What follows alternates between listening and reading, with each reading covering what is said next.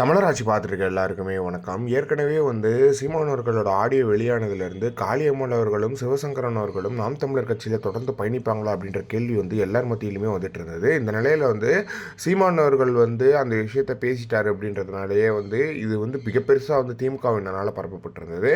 இந்த நிலையில் இருவருமே ரொம்ப ஸ்ட்ராங்காக இருக்காங்க அப்படின்றது தெரிய வந்திருக்கு. இப்போ ஜூனியர் விகடனுக்கு காளியம்மாள் அக்கா கொடுத்த ஒரு பேட்டியில் என்ன சொல்லியிருக்காங்க அப்படின்னு பார்த்தீங்கன்னா நான் வேறு கட்சியில் போகிறதுக்கான வாய்ப்பே கிடையாது. வேறு கட்சிக்கு போனால் நிறைய காசும் நிறைய மரியாதையும் கிடைக்கும்.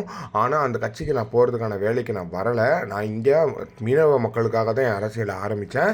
எனவே அது மட்டும் இல்லாமல் தமிழ் தேசியத்தில் தான் நான் என்னோட முக்கியமான வேலைகளை செஞ்சுட்டு வந்துட்டுருக்கேன். நான் தமிழ் தேசியத்தை நோக்கி தான் செல்வேன். நான் வேறு எங்கேயும் போகிறதா இல்லை அப்படின்றத காளியம்மாள் அக்கா ரொம்ப தெளிவாக சொல்லியிருக்காங்க. என்னதான் ஒரு இஷ்யூஸ் இருந்தாலுமே கூட, கட்சியில் பிரச்சனைகள் இருந்தாலுமே கூட, நான் கட்சியை விட்டு விலக மாட்டேன் அப்படின்னு சொல்கிறேன் காளியம்மாள் அக்காவையும் சிவசங்கரன் அவர்களையும் வெகுவாக பாராட்ட தோணுது அப்படின்னே சொல்லலாம். ஏன் அப்படின்னு பார்த்தீங்கன்னா ஒரு கட்சியிலேருந்து விலகிட்டு டப்புன்னு வேறு கட்சிக்கு போகிறவங்களெல்லாம் நம்ம தொடர்ந்து பார்த்துட்டு வந்துருக்கோம். இந்த கட்சியிலேயே வேறு கட்சிக்கு போவோம், அந்த கட்சியில் காசு அதிகமாக கொடுக்குறாங்களா, இந்த கட்சியில் அதிகமாக காசு கொடுக்குறாங்களா அப்படின்னு சொல்லிட்டு மாறி மாறி கட்சி தாவக்கூடிய விஷயங்களை நம்ம தொடர்ந்து பார்த்துட்டு வந்துட்டுருக்கோம். அந்த மாதிரியான ஒரு அரசியல் தான் இங்கே கட்டமைக்கப்பட்டிருக்கு.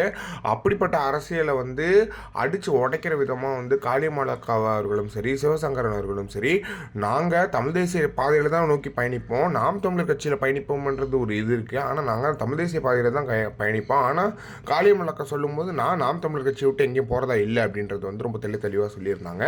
அதே தான் சிவசங்கரன் அவர்களும் நான் தமிழ் தேசிய பாதையில் தான் பயணிக்க போகிறேன், ஆனால் நாம் தமிழர் கட்சியில் பயணிப்பேன்ற ஒரு கேள்வி இருக்குது அப்படின்ற மாதிரியும் நத்தம் சிவசங்கரன் அவர்கள் சொல்லியிருந்தார். இதை பற்றி நீங்கள் என்ன நினைக்கிறீங்க? இப்படி ஒரு கட்சியை சீமானவர்கள் கட்டமைச்சிருக்காருன்றதை பற்றி என்ன நினைக்கிறீங்க அப்படின்றத மறக்காம கமெண்ட் பாக்ஸ் சொல்லுங்கள்.